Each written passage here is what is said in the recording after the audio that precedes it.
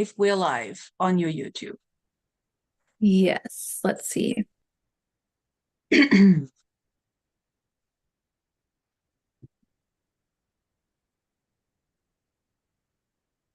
If we're live Yes. on your YouTube. Yes, we are. Yes.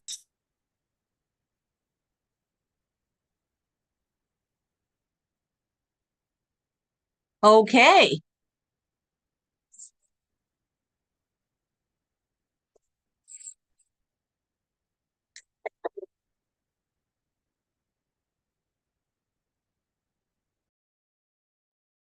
Trying to see, because I'm hearing myself talking right now somehow. So you should mute yourself on YouTube or turn the volume off on YouTube if you still have that up.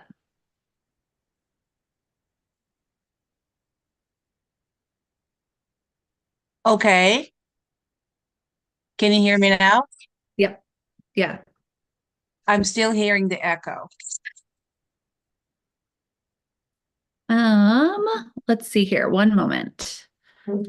So you should, yeah, on the if you turn the sound off on YouTube. Okay, hold on a second.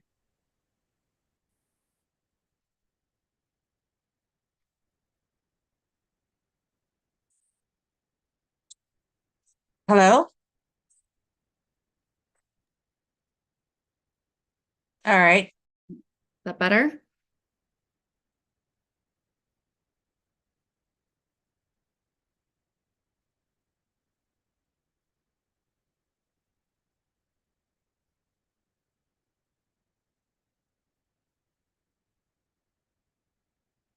Oh, you've muted yourself on Zoom.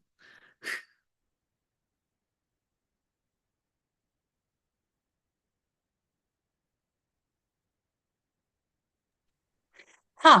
There we go. Interesting.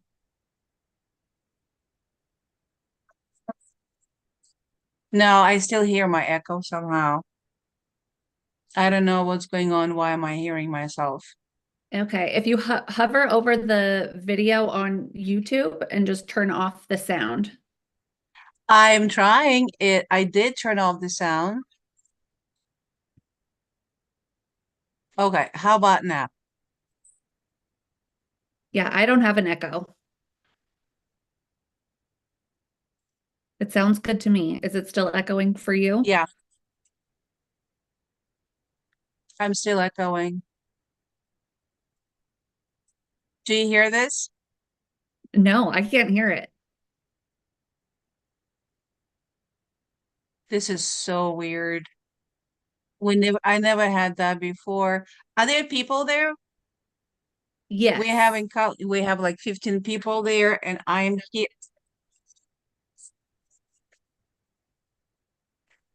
Okay. I'm I'm trying to, there's nothing.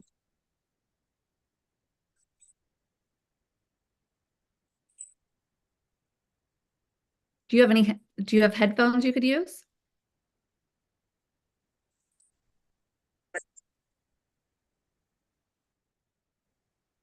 Okay. Hold on one second. Okay, what about, let's see if that solved the problem. Maybe Okay. not, maybe yes. Well, let's hope. I'm not hearing anything yet right now. Oh, Okay. that's good. That's good. Okay, There we good. go. Okay. I microphone is headphones genius. But I turn on the microphone somehow. That's the problem. There we go. Okay, fantastic. Okay, so Jessica, can you please check that people can actually hear me on the YouTube? You can go to Yes. the YouTube and check it. Yes, we're Yes. live. Yep. Everything is Yep. good. We're Okay, live. Yep. excellent. Thank you. Thank you. Thank you. Thank God. Well, hi everybody. So me being a dinosaur, coming from generation where we didn't have that technology, and my son is no longer here in my house because he went to college. He's going to Fordham, and he wants to be a psychologist, at least for now. So I moved him into Fordham a couple of weeks ago, and now he's not here too happy with all of this technology. And here we go. I did it all by myself for the first time, not for a hiccup. And it is what it is. So, hi, everybody. I'm very excited to not see you, but at least know that there is a lot of people present, and a lot of you come from my Super Parenting 101 class. Welcome. I will continue to be here and provide all kind of support to you as we go, because we're finishing up our Super Parenting 101 live class. And although we're going to be moving to the asynchronous course, um, people who are taking the class or ever took the class can continue to get live support from me through these recurrent YouTube lives, and those who taking super parenting course and my clinicians who I train receive my newsletter that are announcing these kind of live events when I do live Q&A. And if any of you who are not there yet want to receive my newsletter, please go on my website, childdbt.com, and you can be part of that and receive monthly, updates on DBTC and super parenting, including my YouTube videos and including when I'm holding these live Q&As. Let's start. All right. So we've already got some questions coming in. The first question is social anxiety a typical problem for a super sensor? How can you help a super sensor to cope or deal with social anxiety? So, yes, there is a very high comorbidity with social anxiety for supersensors, specifically for supersensors who have emotional dysregulation. Now, not all supersensors will become emotionally dysregulated. However, emotional dysregulation means clinical level of vulnerability in our three core senses: self-love, safety, and belonging. So self-love is kind of like being good enough to love myself. And we start to create all kind of criteria, all kind of conditions to be able to achieve that good enoughness in order for us to love ourselves, which is insane by definition, because self-love is unconditional and we're trying to satisfy conditions to achieve something that's unconditional, creating more and more vulnerability in our sense of self-love. Sense of safety. Where does the sense of safety come from? Ability to control. What can we control in that life to any degree? We can control other people. We can control life, circumstances. The only thing that we can possibly control to any degree, and that's not even a control, it's what we call ability to directly influence, is me, what I do, what I feel, what I think in my biology. And when I cannot control the only thing that I possibly can me, because as a super sensor, things happen and doesn't have to be much for me to have this huge emotional tsunami as the reaction. Therefore, especially when I'm emotionally dysregulated, that means that the next moment, I don't know what's going to happen. Am I going to face that challenge, run away from that challenge, freak out? I don't know. I can control myself and I can predict. The only thing that I can predict to any degree what I am going to do. And of course, our sense of safety goes out of the window. Plus vulnerability in the sense of belonging. If I don't feel comfortable with with myself, and if I don't feel comfortable in my own skin, if I don't give to myself what I need, what kind of relationships can I give, to develop and maintain with other people? Because healthy relationship with other people stem from my ability to give. But for that, I first need to give to myself to be able to give to others. What can I give to me? Self-validation, self-reinforcement, self-control, cognitive self-restructuring, self-love, self-compassion, self-care. These are all the ingredients of what we call baking my own bread, satisfying my own needs. Now, with that foundation in mind, let me answer your question. Supersensors, specifically when they develop emotional dysregulation. they will indeed have a severe problem with their sense of safety because they cannot control the only thing they possibly can themselves. They have difficulty with the internal locus of control.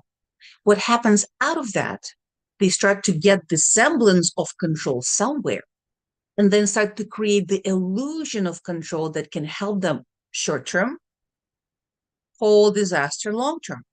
How can we control other people or ourselves, right? Trying to control others or trying to control me. And what they do, a lot of the time, they are preferring, like all of us, to control others instead. Don't say that. Don't stand there. If you only gave me what I want, I would not have had this kind of a reaction, making them responsible for our own thoughts, feelings, and behaviors, which is insane. Other people are not responsible for that. Everything is neutral. Events are neutral subjectively. We make an interpretation of that event, and then we provoke ourselves with our own interpretation. We're not responsible for other people's reactions. They're not responsible for ours. However, when we are anxious, when we have, clinical level vulnerability in our sense of safety, of course, we will try to get the semblance of control either by controlling other people, force, screaming, yelling, right? Physical abuse, damaging things, throwing things, or try to control ourselves. And that also is subdivided into two: effective, functional control, and dysfunctional control.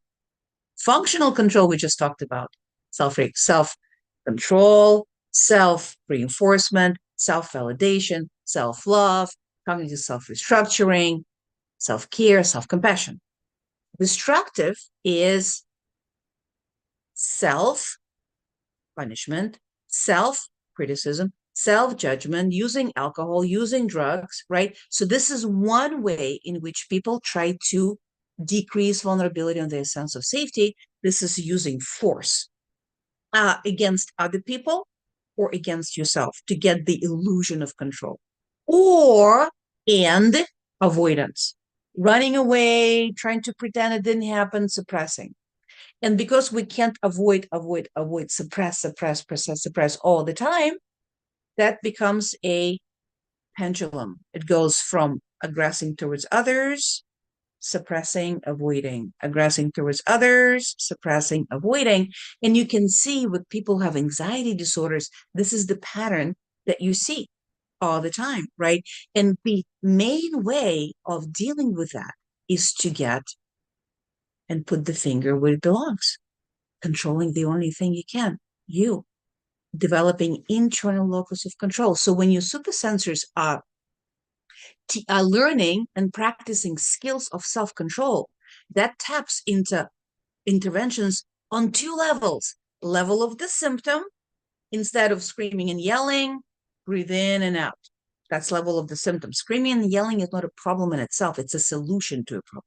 Problems come from my relationship with me, sense of safety, self-love, and belonging, and clinical level vulnerability there that gives rise to all of those symptoms, right? If I hate myself, I'm going to self-punish. If I can control me, I'm going to try to control other people. If I don't feel even comfortable in my own skin, if I don't belong with myself and my family, I cannot belong effectively with other people, right? So when we are teaching and learning skills, we tackle both. Level of symptom, instead of screaming and yelling, walk away, breathe, use ice, and go straight into addressing and targeting the level of the problem because it's improving my self-control and therefore, indeed, in real, decreasing vulnerability in my sense of safety in a healthy way. Right. Another question, and just a friendly reminder, if you have any questions, please put them into the chat so we can ask them live. The next question is, some years ago, I discovered that my daughter is considered a highly sensitive child. Is that the same as a super sensor? Well, let's talk about definitions because using words, right? Language is a very crude tool to communicate because when we say a word, we are talking to another person using that word with the assumption that that person has exactly the same definition that we have, right? For example, the word stupid. One person may think stupid is, I'm not good enough. Another person may say stupid as I am not safe because I'm making mistakes. Another person may say stupid is the definition and the meaning of I'm different from other people, and therefore people may not want to be with me or associate with me. So meanings may be different. So when we say vulnerable, I'm sorry, a sensitive child, for me to answer that question, I need to understand what you mean by that. Because sensitivity can also be sensory processing, physiological sensitivity to the light, to the sound, to the taste, to the touch, right? Or it could be psychological sensitivity, which means high level of reactivity to low threshold of stressors. Not much need to happen. Somebody did not look at me right.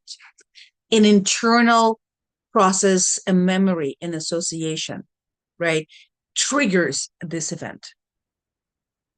A lot of the time people don't understand where is it coming from, what just happened, why did you get upset. So it's indiscernible to the naked eye, so to speak, what the stressor was, and that little minute stressor can trigger an emotional tsunami of huge reaction, not just going from 0 to 50, going from 0 to 100, going very fast, like a split second. They're like Ferrari race cars. You step slightly on the pedal, out, and slow return to baseline. They don't start to regain their self-control very fast within minutes. It can take 10 minutes, 20 minutes, sometimes hours. Now, these are challenges of emotional sensitivity. Everything comes in twos, everything is dialectical, everything is complementary. So we talked about the challenges. What are the benefits? What are the amazing gifts of emotional sensitivity? Number one, these people are able to experience positive emotions on a higher level, not only negative. When they get happy, they get silly sometimes, right? Also, they are like human x-rays because they have this emotional apparatus that they can experience their own emotions really well. They can really read other people's changes in the emotional balance very easily. Now, they may misinterpret what they're reading. That is true. However, they can see that the person inside, something changed, something shifted, kind of the climate of the room or the climate within the person much more readily than a person with average emotionality. That's kind of like making them human x-rays. Again, they may misinterpret it, but they can read it very easily. Plus, because they understand what pain is, what suffering is, they can, in those balance moments between the times when the prehistoric monkey come out to claim this control back, when they become emotionally intoxicated, in between those moments, they're so caring, so understanding, so loving, so compassionate.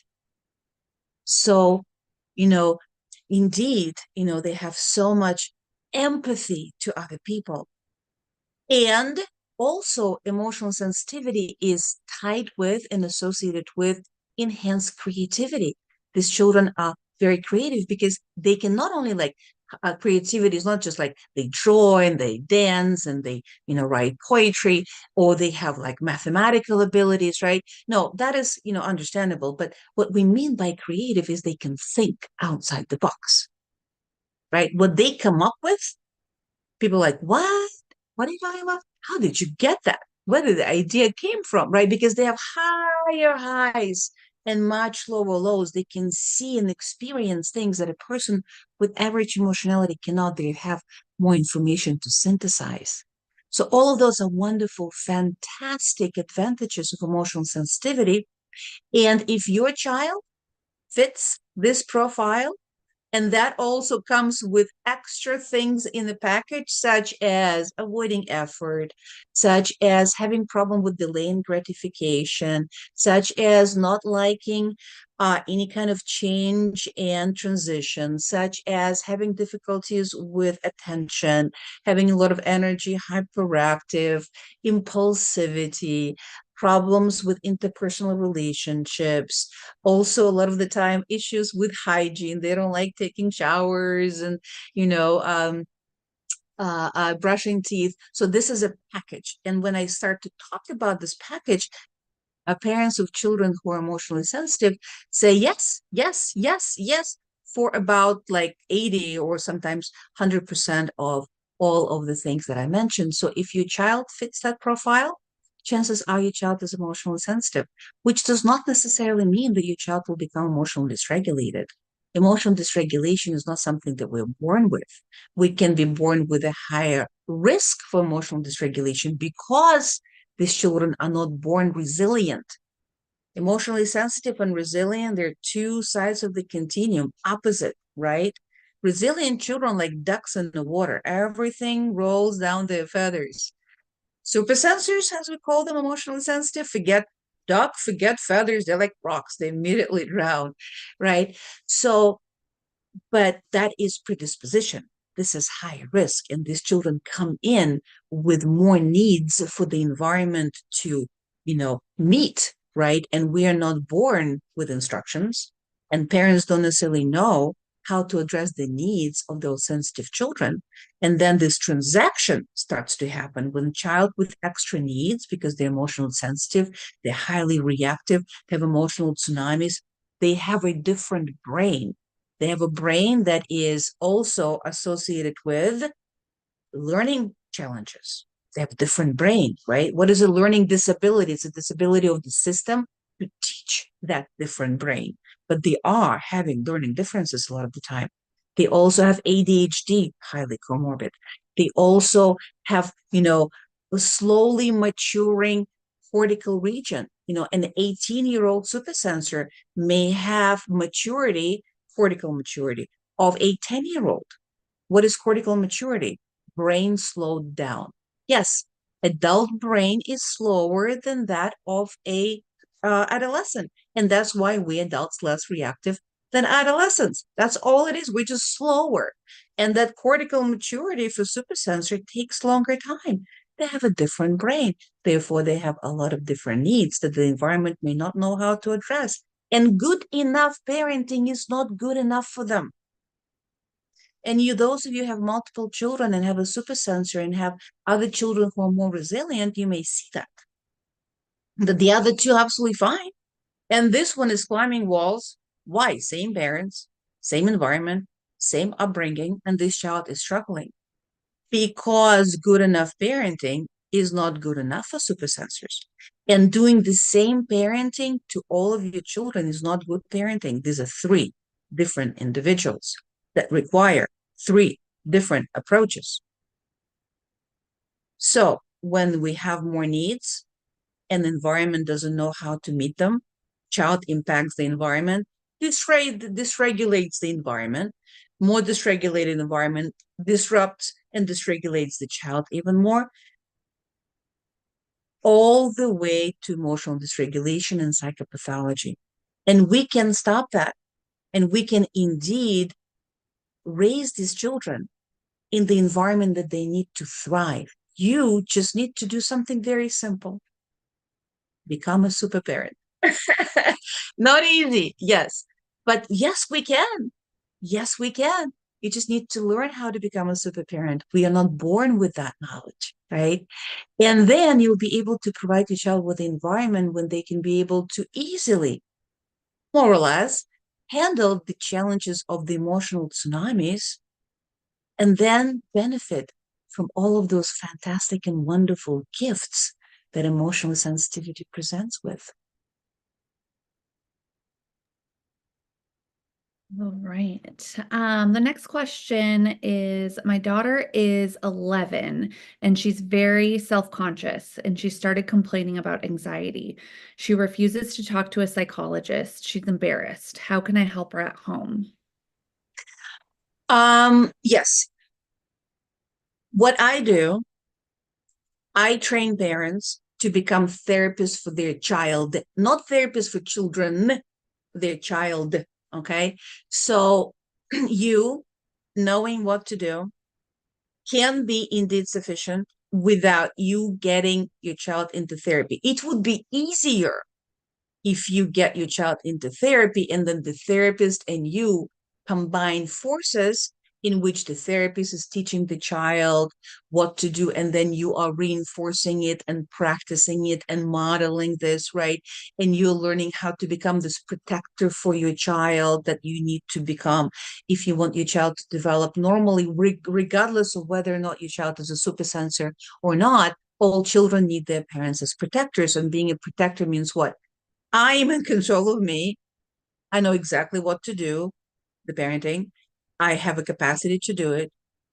I am not afraid of my child, accommodation, and my child is not afraid of me because I'm harmful, invalidating, criticizing, judging, and using prolonged punishment. So all of that is being put in a system. You becoming a therapist for your child alone is possible. Absolutely. Right. It's just going to be more difficult. And hopefully, as you're doing this with your child, you just need to learn what to do. Right. Just you need to learn how to do this. And then you being, that therapist for your child above and beyond being a protector, now you're learning to be a super parent, meaning that you're becoming, a therapist, which is above and beyond what we even ask of parents when we're asking them to assume that role as a protector. Your child will become less and less self-conscious, because self-consciousness means, to me, the hypothesis that I'm gaining is that your child may have vulnerability in their sense of self-love, that they are self-critical, that they are self-deprecating, that they may have issues with self-esteem, and they created all kind of conditions of good enoughness that they're trying to satisfy in order for them to be at peace with themselves and love themselves just because they exist as entities, right? But they don't understand any of that. Most of us don't know about any of that. Most of us don't understand that we are neither good nor bad, that we're entities like sun, earth, moon, right? I am an entity. You are an entity. When a child is born, is the child good or bad? No, it's a child. It's a human being. It's a entity called human beings. Like sun is an entity of stars and earth is an entity of planets. Is sun bad because it burned my skin? Is sun good because it gives me light? No. Sun is sun, and that's the synthesis, two sides. Sun can burn my skin or give me light, right? The same as me, human being. I just am neither good nor bad, an entity. And I can do things that can be helpful, not helpful, useful, not useful. People like me, people don't, right? The ups and downs in life. What we do, the information field in which we exist, programs us to be one-sided. When my relationship with me moves from the unconditional side of the existence to conditional, and everything is merged in one. I gain, I'm good. I lose, I am bad. People like me, I am good. People don't, I am bad. All day long. What happens with that? Suffering. Suffering. Again, we're trying to achieve something that's unconditional self-love with trying to satisfy conditions. It's not going to happen. It's impossible. It's insane.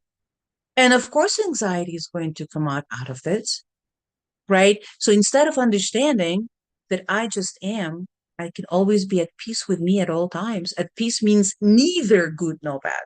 If I say I'm good, I can also be bad. No, peace is achieved. I'm neither. And I can succeed, fail. People like me, people don't, right? Instead of understanding that and learning how to maintain that side as stable, treating yourself as entity, people do what? Start to artificially constrict the fluctuations of life so they don't have to go on this roller coaster. Good, bad, good, bad, good, bad. How? Avoidance or force? And force. Avoidance. I don't want to see it. I don't want to go. I don't want to go to a psychologist even to help me fix my problems, right? I don't want to see my problems. I don't want to recognize my problems.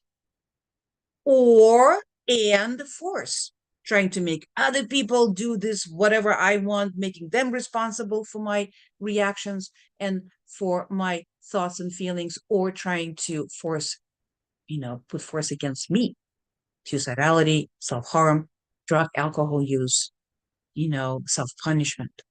So your daughter needs to understand all of this. And you need to first learn all of this yourself and be able to apply it to you to be able to successfully help your child with all of this. And once she starts to develop this and learn how to indeed connect to her self-love instead of trying to achieve it. Self-love is unconditional. You can achieve some self-love. It's a gift. It's an instinct of self-preservation. You need to learn how to connect to it. And once you learn how to do it and teach to your child, by the way, it's very simple, not easy, simple. That's a dialectic. Everything that we're talking about is simple, not easy. Then sooner or later, she'll become less here, more able to let go and not just continue to avoid or force.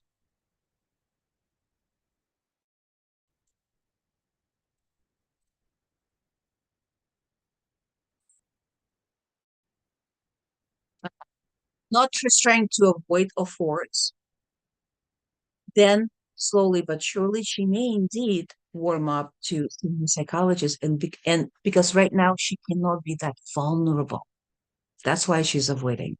But if she's allowing you to do that with her, that will be fantastic and wonderful. But first, you need to learn it yourself.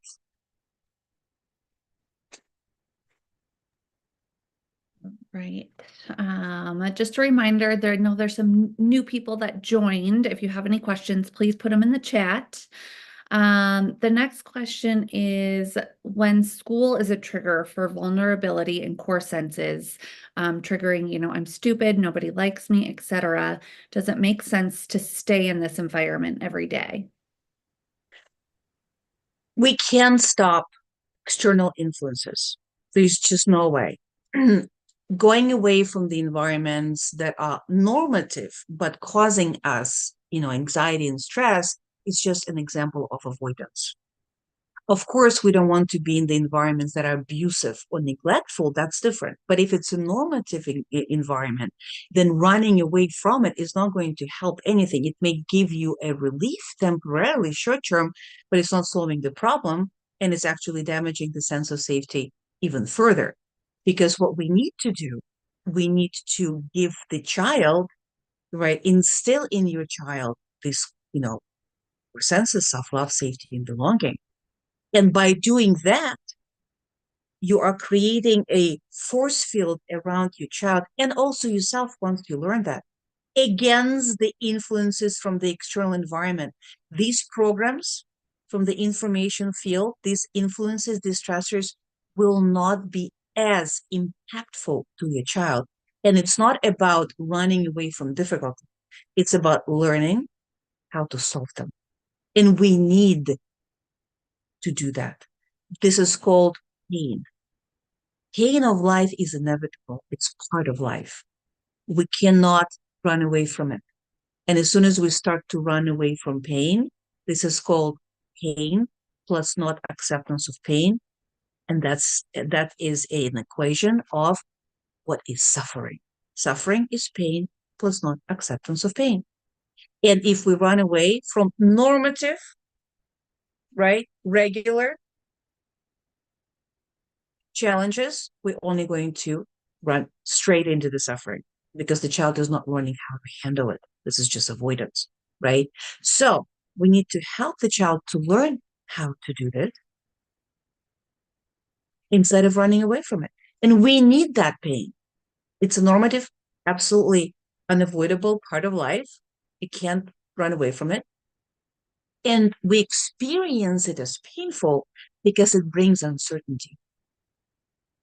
We don't know what's going to happen. We will be able to solve the problem, not solve the problem, right? We can't control life. We can't control circumstances. We can do our best and still not get the result that we want, right?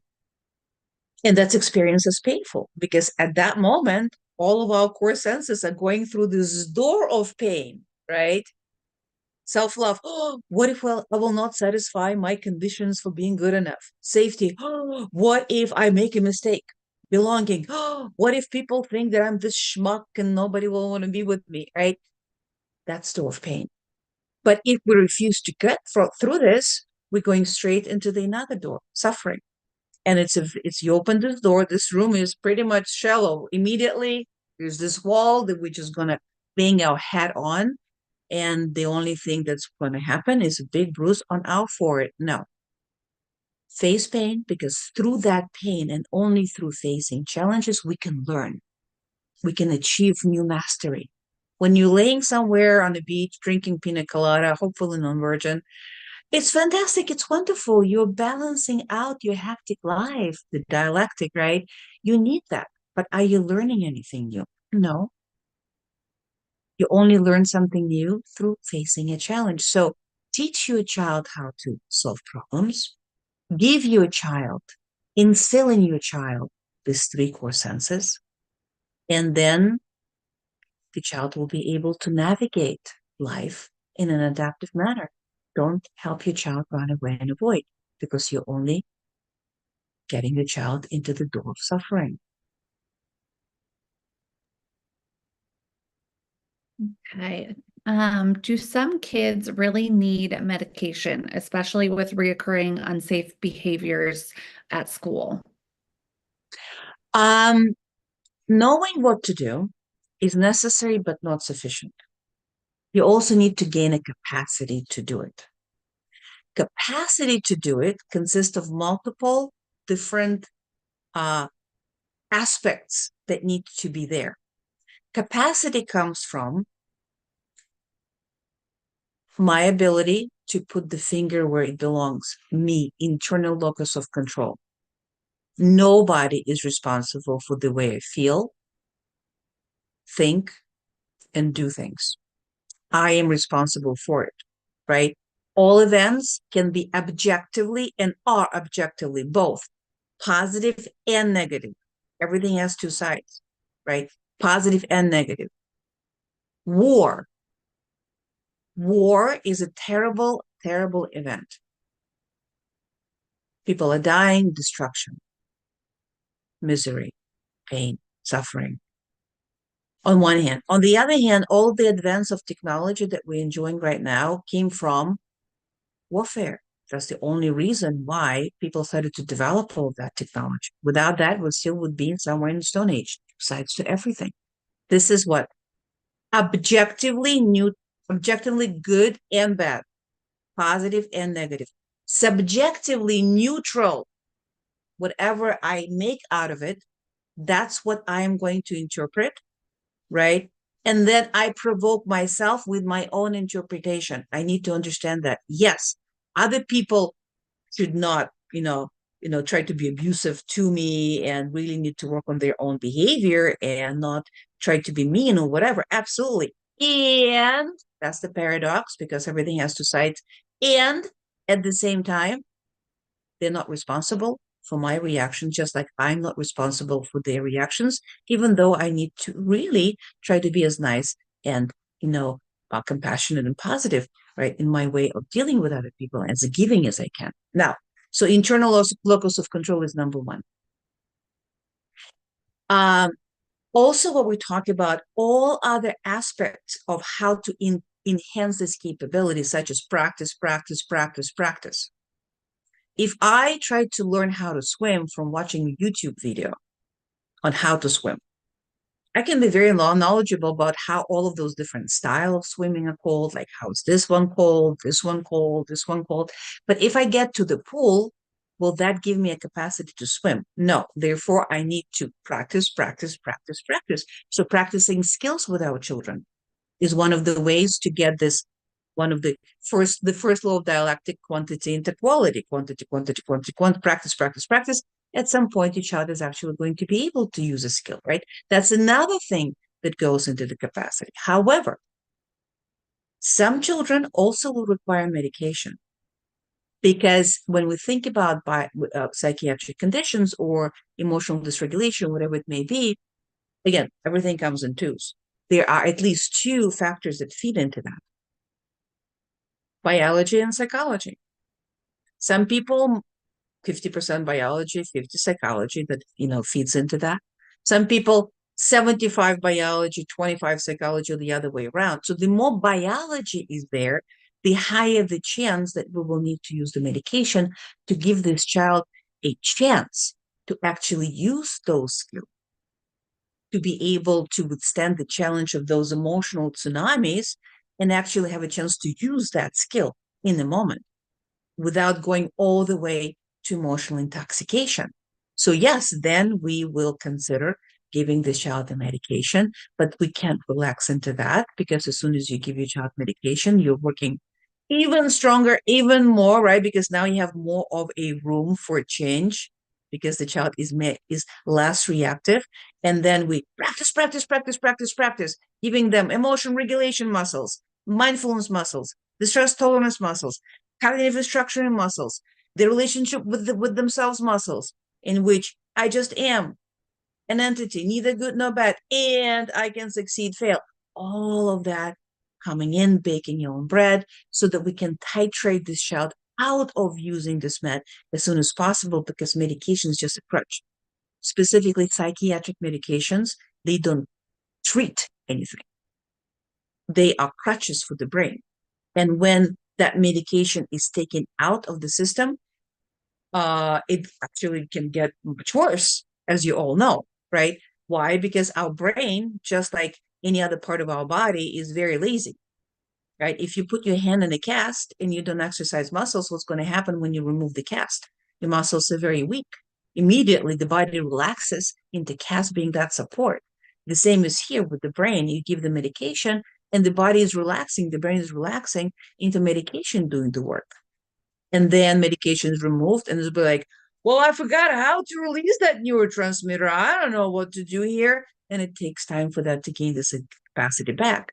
So psychiatric medications don't treat anything except for, I think, the one that I know that actually has a lasting effect is lithium, right? All the other meds, just crutches. So why would we want for that to be there? It's not treating anything, right? And God knows what it's doing to the developing brain.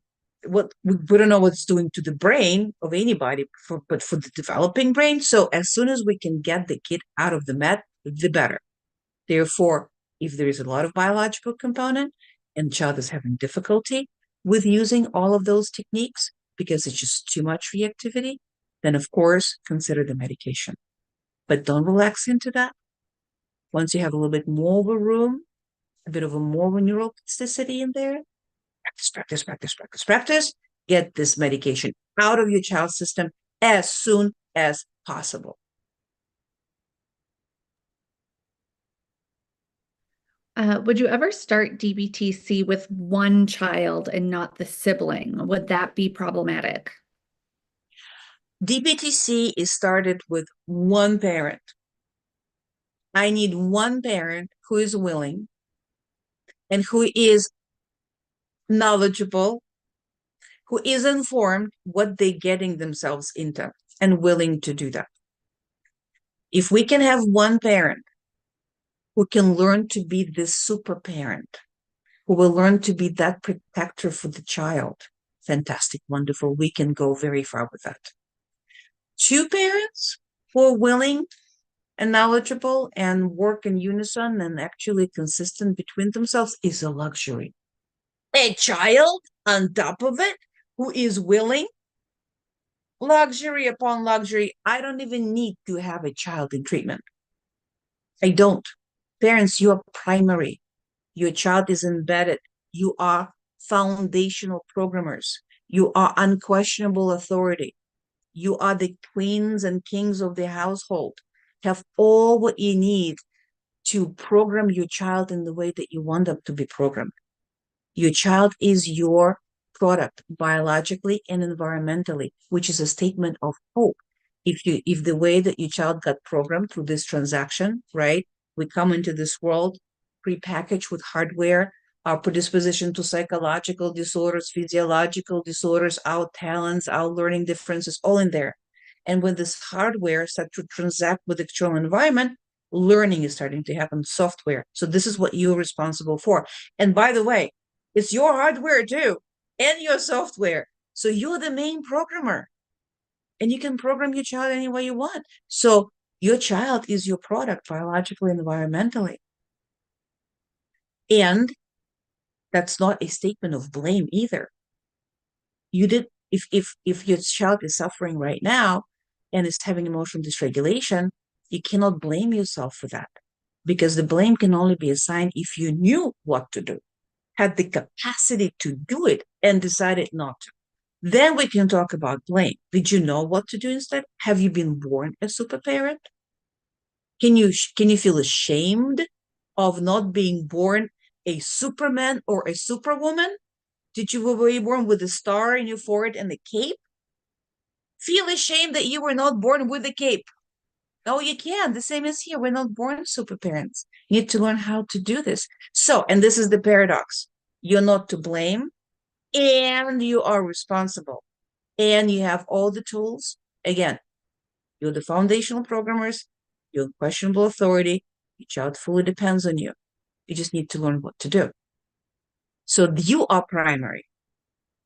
Child is not even needed in this. It's going to be faster and easier if child is participating to any degree possible. Even if the child comes to a session and says, I don't know, I don't care.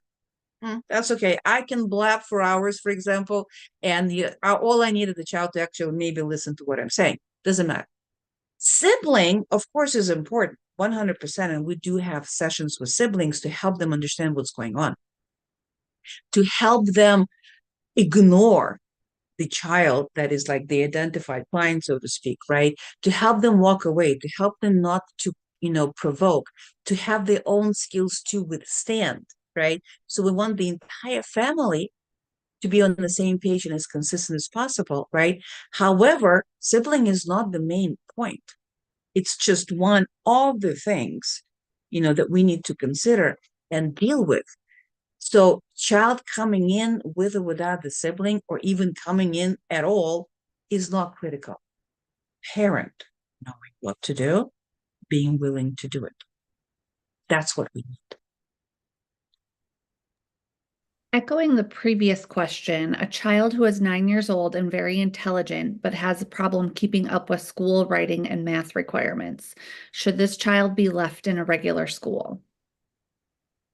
I cannot answer that question. Do your child have learning differences? And again, when we talk about learning disability, it's a disability of our educational system to teach a brain that's not average. Supersensors don't have average brains. They just don't. And a lot of them not average to the degree that it can be translated and come out as a learning disability. So what we need is people who know what they're doing, teachers, educators who know how to teach the brain that's not average. That's all. And we all know that children start to thrive. Like, for example, I have a learning difference myself, right? And I know exactly what that means, and I know exactly what it looks like. And back then, when I was young with this learning difference, I was living in Ukraine 25 billion years ago. At that time in Ukraine, nobody knew learning differences, right? Nobody were assessing that or had any remedy for that, or any, personnel that could actually teach my brain, how my brain learns. And therefore, I thought that I was stupid. Yeah, that's pretty much. My self-esteem was down, and I'm a super sensor too. Not a good combination. So I kind of had to educate myself how my brain learns. But if you have a child who has a learning difference, then absolutely find them a person who knows how to educate that brain. Give them the tools, because it's not about what and how.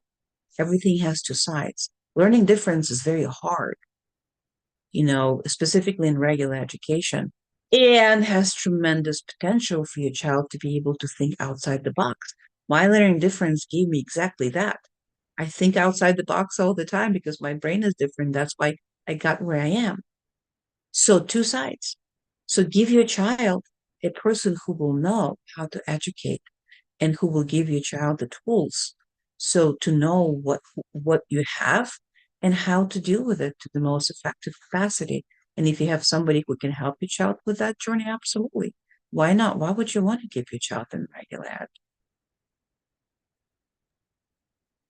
Right. When someone has a vulnerability in self-love with self-sabotaging behavior, is the only way to help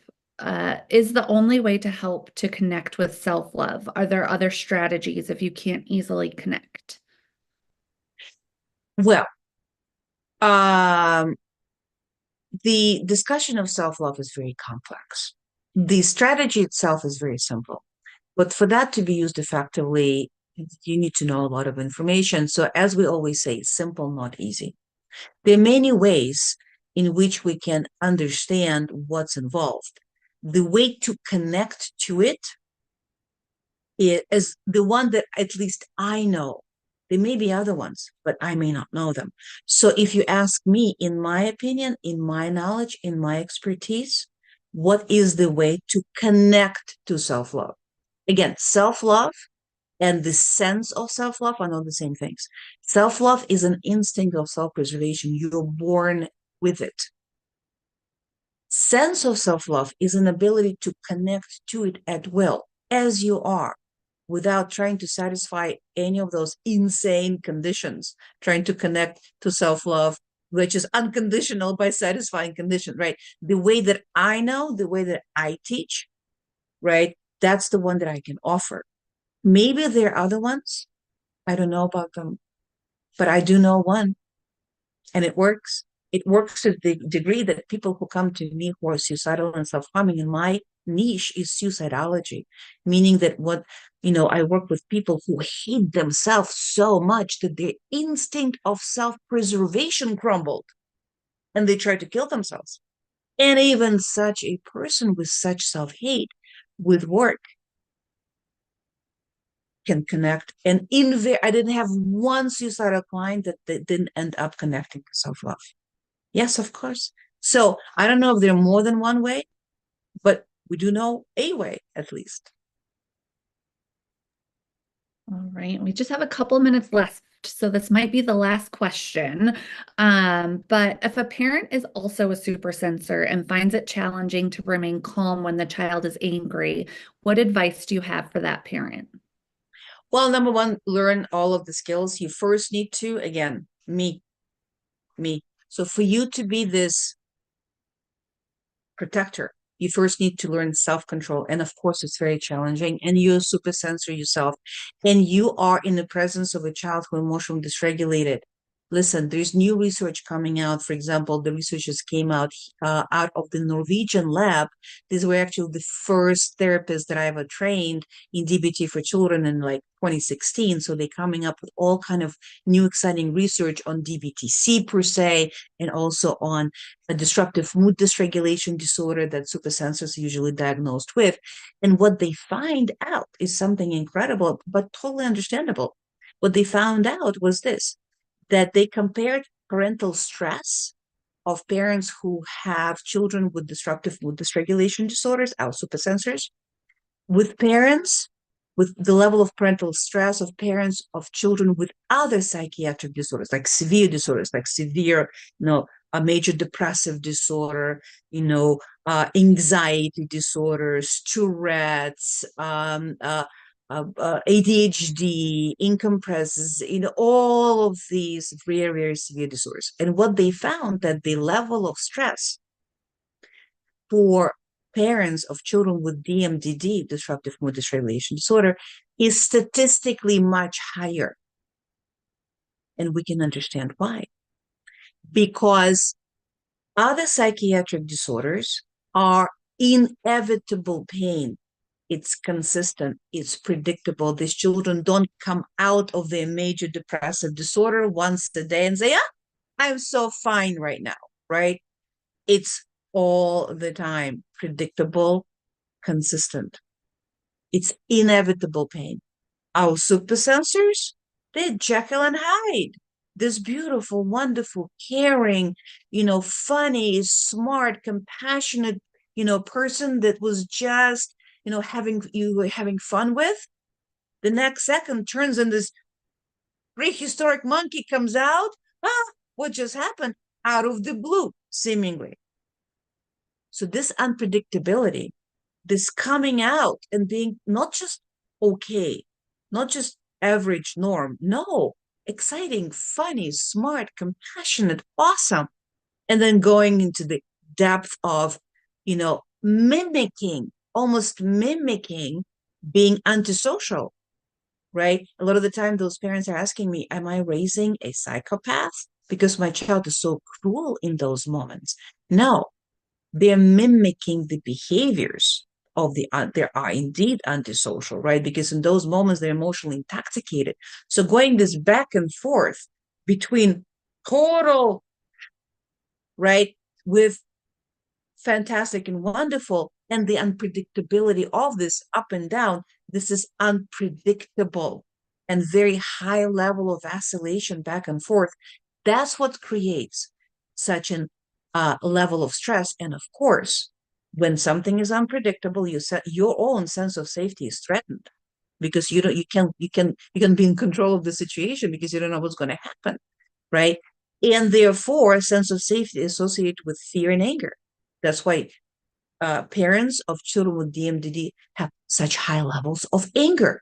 They're constantly waiting for the other shoe to drop, so to speak, right? Of course, being afraid for their children and of their children. That's why there's such an enormous amount of also accommodation, right? And also, those parents tend to vacillate between accommodating, so just whatever, I can't take it anymore, like whatever, right? So that to prevent outburst. But at some point they need to get the control back, and they're vacillating all the way to force, screaming, yelling, prolonged punishment, harmful invalidation, whatever, back and forth, back and forth, back and forth, right? So we need to understand all of this. We need to learn how to deal with that. And we need to first, of course, have our own ability to control ourselves and understand what's going on. And my advice for now, my little 2 cents that you can use right now, at the moment of emotional dysregulation, your child is emotionally intoxicated. They're drunk for all intended purposes. Okay. And what kicks in is biology.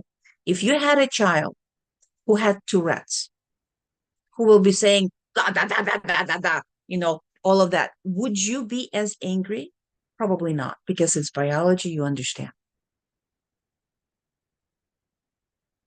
With this child, in this particular moment, that's exactly what's happening. They're just as capable of controlling themselves in this moment as a person with Tourette's.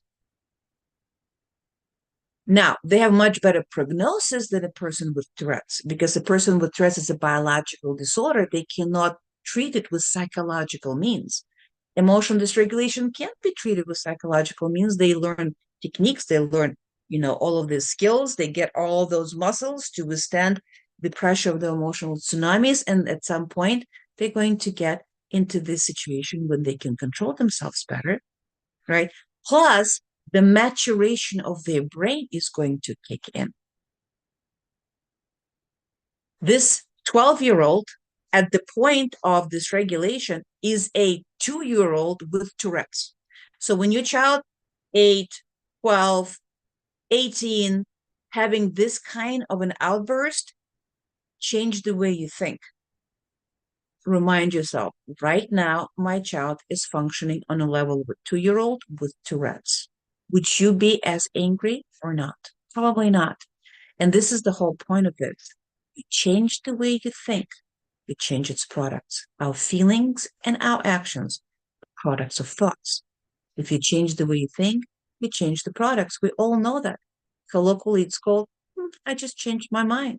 So one of the main tools, of course, your own skills training, of course, baking your own bread, self-validation, self-reinforcement, self-control, self-love. All of that is very important. And cognitive self-restructuring.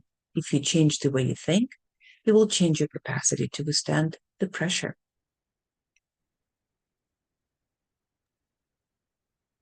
All right. So All right. Those of you who are indeed in my newsletter, I will let you know when the next one is coming. Otherwise, I will see you next time.